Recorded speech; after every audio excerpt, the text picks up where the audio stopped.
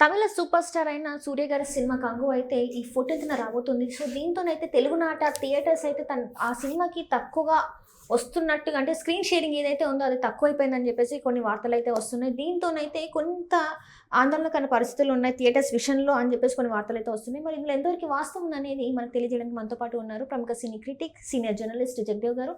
నమస్కారం సార్. నమస్కారం సార్, ఇప్పుడు చూస్తుంటే ఏదైతే ఇప్పుడు తమిళ నుంచి వస్తున్న డబ్బింగ్ సినిమా అని చెప్పుకోవాలి మనము, సూర్య గారిది 'కంగు' సినిమా వస్తుంది. సో దీనికైతే థియేటర్స్ చాలా తక్కువ వరకు షేరింగ్ అనేది ఫస్ట్ చాలా ఎక్కువ వస్తాయి అని అనుకున్నారు, కానీ ఇప్పుడు మాత్రం చాలా తక్కువ వస్తున్నట్టు మరి వార్తలు వస్తున్నాయి. సో ఒకవేళ తక్కువ అవుతే, షేరింగ్ అనేది తక్కువ అయితే, స్క్రీన్ షేరింగ్ అనేది తక్కువ అయిపోతే మరి ఎలా ఉండబోతుంది? మరి పెద్ద సినిమా కాబట్టి ఎక్కువ థియేటర్సే ఎక్స్పెక్ట్ చేస్తాము. కాకపోతే మీరు ఇప్పుడు చెప్తున్న ఈ వార్త ఏదైతే ఉందో అది ఒక రకంగా సిండికేట్ అవడం వల్ల వచ్చిన సమస్యలు.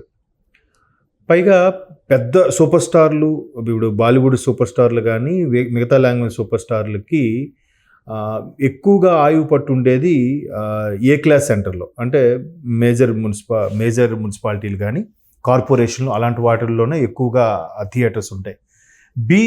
బీసీ సెంటర్లకు వస్తే బీ సెంటర్ల వరకు పర్వాలేదు. ఇప్పుడు సూర్య గారు లాంటి వారికి, మరి ఇప్పుడు షారుఖ్ ఖాన్ అలాంటి వాళ్ళకంటే బీసీ సెంటర్లో ఇంకంత కలెక్షన్స్ లేవు, కానీ బట్ సూర్య లాంటి వాళ్ళకి బీసీ సెంటర్లో కూడా మంచి ఇమేజ్ ఉంది. అయితే ఇప్పుడు ఎక్కువగా సిటీస్లో ఏదైతే ఫస్ట్ క్లాస్ ఏ క్లాస్ సెంటర్లు, మేజర్ మున్సిపాలిటీస్లు, అబోవ్ కార్పొరేషన్లు, అట్లాంటి డిస్ట్రిక్ట్ క్యాపిటల్స్, అట్లాంటి ఊర్ల వరకు ప్రతి దగ్గర కూడా ఈ మల్టీప్లెక్స్ విధానం విస్తరిస్తూ ఉంది. అంటే బాగా వెనక్కి వెళ్తే ఒక 20 years బ్యాక్ వెళ్తే మల్టీప్లెక్స్ అంటే ఎక్కడో హైదరాబాదు, ఒక వైజాగు, అక్కడ కూడా మల్టీప్లెక్స్ అని ఉండేవి కాదు. ఊరికే ఒక థియేటర్ కడితే థియేటర్ పక్కన ఇంకో వాల్ కాంపౌండ్ ప్లేస్లోనే ఖాళీ ప్లేస్లో, పార్కింగ్ ప్లేస్లో ఇంకా చిన్న థియేటర్ అలా కట్టుకోవడం చేసేవారు, కానీ దాన్ని మల్టీప్లెక్స్ అని అనేవారు కాదు. ఒక థియేటర్స్ కాంపౌండ్ వల్ల ముందు ఒక థియేటర్, వెనక ఒక థియేటర్ అలాగే ఉండేవి. సో మల్టీప్లెక్స్ విధానం వచ్చిన తర్వాత ఎక్కువగా ప్రజలు దానికే మొగ్గు చూపుతున్నారు. వాళ్ళకు కూడా థియేటర్స్తో పాటు షాప్స్, గేమ్స్ జోను, అలాగే రకరకాల షాపింగ్ జోన్స్ అన్నీ పెట్టి వాళ్ళు పుషప్ చేయడం, మల్టీప్లెక్స్కి ఎక్కువ ఆదరణ పెరిగింది. ఆ ఆదరణ పెరగడం, ఓటీటీ లాంటి ప్లాట్ఫామ్లు రావడం, తర్వాత సోషల్ మీడియా కానీ ఈ యూట్యూబ్ కానీ ఇలాంటివి విస్తృతంగా విస్తరించడం వల్ల జనాలు థియేటర్స్కి వెళ్ళి చూసే ఇది తగ్గిపోయింది. మరోవైపు పైరసీ కూడా ఒక రీజన్. అవన్నీ ఒక వ్యక్తి అయితే సినిమాకి వెళ్ళాలంటే ఖర్చుతో కూడుకున్న వ్యవహారం కూడా అయిపోయింది. ఒక టికెట్ మినిమం 150 రూపాయలు, అది కాకుండా పాప్కార్న్ 300 రూపాయలు, టికెట్కి మించిన రేట్. ఒక ఫ్యామిలీ అంటే ఒక భార్యాభర్త, ఇద్దరు పిల్లలు వెళ్ళాలంటే ఒక సినిమాకి యావరేజ్గా 1000 రూపాయలు ఖర్చు. సో ఎందుకులే ఒక వారం రోజులు లేదా నెల రోజులు ఆగితే, బాలీవుడ్ సినిమాలు అయితే వారం రోజులకే వచ్చేస్తాయి. కొద్ది హిట్ సినిమాలు అయితే మన తెలుగులో ఒక నెల రోజులు ఆగితే ఓటీటీ ప్లాట్ఫామ్లో వచ్చేస్తున్నాయి, మన ఇంట్లో కూర్చొని సబ్స్క్రైబ్ చేసుకొని చూసుకోవచ్చు అనే విధానం వచ్చేసాక మల్టీప్లెక్సే తట్టుకోగలుగుతున్నాయి. ఎందుకంటే ఒకే జోన్లో ఒక 4-5 థియేటర్లు ఉన్నప్పుడు ఈ సినిమాకి చూసి టికెట్స్ దొరకలేదంటే ప్రేక్షకుడు వచ్చి సినిమా ఏదో ఒక సినిమా చూద్దాం మైండ్తో వస్తాడు. కాబట్టి సరే పక్క స్క్రీన్లో ఏమాడుతుంది, ఉన్న వాటిలో ఏది బెటర్, దానికి వెళ్ళిపోయే ఆప్షన్ ఉండడం వల్ల వెనక్కి తిరిగి వెళ్ళిపోయే వాళ్ళు చాలా తక్కువ పర్సంటేజ్ ఉంటారు. సరే ఏదో ఒకటి చూద్దాం, లేదంటే బోర్ కొట్టినా సరే అది ఏసీ అది ఉంటుంది కాబట్టి కాసేపు థియేటర్లో పడుకుందాంలే అనుకునే వాళ్ళు కూడా చాలామంది ఉంటారు. సో మల్టీప్లెక్స్కి ఆదరణ పెరగడం వల్ల ఈ మల్టీప్లెక్స్ అన్నీ కూడా షేరింగ్ విధానం కూడా అడుగుతున్నాయంట, డిస్ట్రిబ్యూషన్. అవి షేరింగ్ విధానం అడగడం వల్ల కష్టపడి ఇన్ని కోట్లు పెట్టుబడి పెట్టిన ప్రొడ్యూసర్కి వాళ్ళు అంత కష్టపడి వీళ్ళకి ఇచ్చిన చిప్ ద్వారా ప్లే చేసి అందులో షేరింగ్ అడుగుతామంటే ఎంతవరకు కరెక్ట్? అంటే ఇప్పుడు దట్టు మైత్రి మూవీ మేకర్స్ ఇప్పుడు 'కంగు' సినిమా వాళ్ళు తీసుకున్నారు, డిస్ట్రిబ్యూషన్ రైట్స్ తీసుకున్నారు. ఏమనుకుంటారంటే థియేటర్స్ ఎక్కువ వస్తాయి కదా అంటున్నారు. కానీ ఏషియన్ వాళ్ళు మాత్రం అట్లా ఒప్పుకోవట్లేదు. ఏషియన్ వాళ్ళు ఒప్పుకోలేదని వ్యవహారం బయటకు వచ్చింది.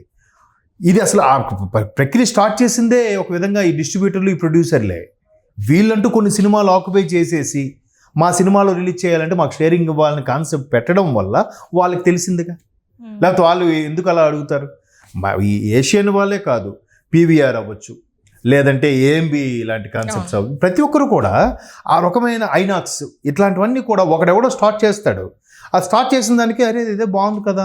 ఎందుకంటే నిర్మాణ వ్యయం పక్కన పెడితే వీళ్ళకి మెయింటెనెన్స్ ఎక్కువైపోతుంది. పెద్ద థియేటర్లు, ఇప్పుడు ఏషియన్ కానీ పీవీఆర్ కానీ చూస్తే పెద్ద పెద్ద థియేటర్లు, పెద్ద హాల్స్, ఆ కాస్ట్ పెడితే కానీ వాళ్ళకి మెయింటెనెన్స్ రాదు. హాల్ నిండినా నిండకపోయినా మినిమం 8 ఏదో నెంబర్ ఉంది ఫిగర్, మినిమం 20 సంథింగ్ అన్ని టికెట్స్ చించితే కనుక కంపల్సరీగా షో వేయాల్సిందేనంట. హాల్ నిండినా నిండకపోయినా సంబంధం లేదు.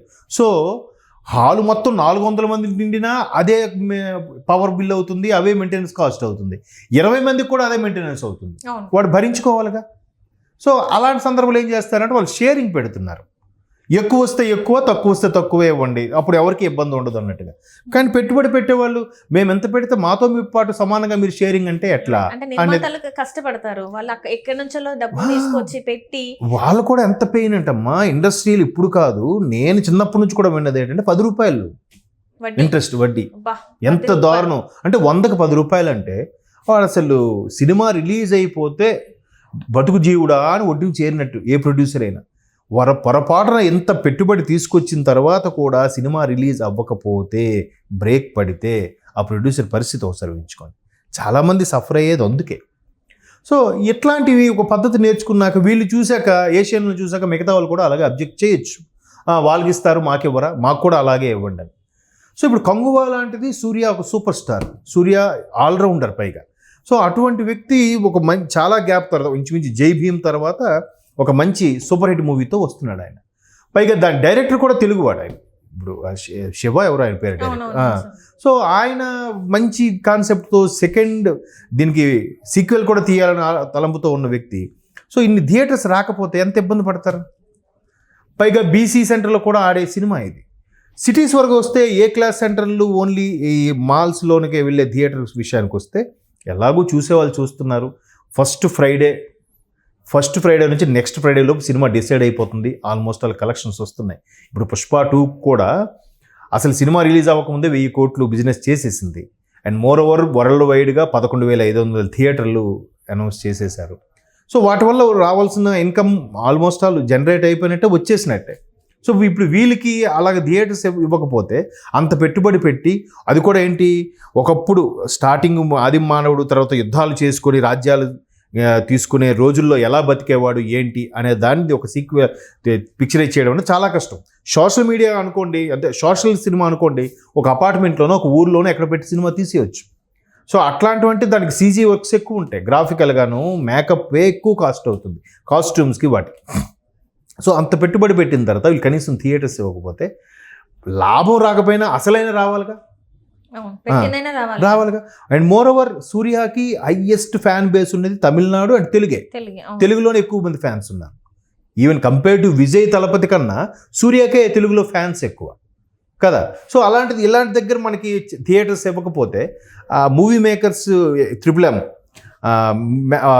మైత్రి మూవీ మేకర్స్ వాళ్ళు ఏ ధైర్యం తీసుకున్నారు, సూర్య గారు ఇమేజ్ని మైండ్లో పెట్టుకుని తీసుకున్నారు కదా. మరి వాళ్ళు నష్టపోతారుగా. ప్రతిదానికి షేరింగ్ అడిగితే వీళ్ళు చూసి ఇంకోళ్ళు అడుగుతారు, వాళ్ళు చూసి ఇంకోళ్ళు అడుగుతారు, వీళ్ళకి ఇంత అమౌంట్ పెట్టి కొనుక్కొని ఉంటారు, తీసుకొని ఉంటారు. ఆ షేరింగ్ ఇవ్వడం అంటే మళ్ళీ వీళ్ళకి మిగిలేదేంటి, వీళ్ళు మెయింటైన్ చేసేదేంటి, పోస్టర్స్కి ఎంత ఖర్చు అవుతుంది, రాష్ట్ర వ్యాప్తంగా పోస్టర్స్ అంటించాలంటే ఎంత ఇబ్బంది, హోర్డింగ్లు, బోర్డులు, దానికి మెయింటెనెన్స్ ఒక ప్రొడక్షన్ మేనేజర్లు, అవన్నీ కూడా వాళ్ళు బేరీజ్ వేసుకుని సరే ఒక 500 కోట్లు వచ్చిందంటే అందులో అసలు 300 కోట్లు తీస్తే ఇప్పుడు 100 కోట్లని మిగులుతుందనే ఆశాభావంతో వీళ్ళు తీసుకుంటారు.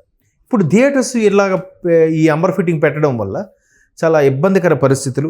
ఇది చూస్తే రేపు పుష్పకు కూడా వాళ్ళు షేరింగ్ అడిగితే ఇన్నేళ్ళు 3.5 సంవత్సరం 3 ఏళ్ళు ఇంచుమించు అయిపోతున్న పుష్పకి 1000 రోజులు ఇప్పుడు వాళ్ళు ప్రొడ్యూసర్లు ఏదైతే ఇంట్రెస్ట్కి తెచ్చిన దాన్ని ఆ వడ్డీయే తీరుస్తారా, వీళ్ళకే షేర్లు ఇస్తారా చెప్పండి. సో అది కొద్దిగా పట్టు విడుపు ఉండాలి. చూద్దాం మరి ప్రొడ్యూసర్స్ కౌన్సిల్ ఎటువంటి నిర్ణయం తీసుకుంటుందో. దీనికి ఒక సులువు మార్గం ఏదో చెప్పకపోతే అందరూ సఫర్ అయ్యే పరిస్థితి. Thank you so much sir. Thanks అమ్మా.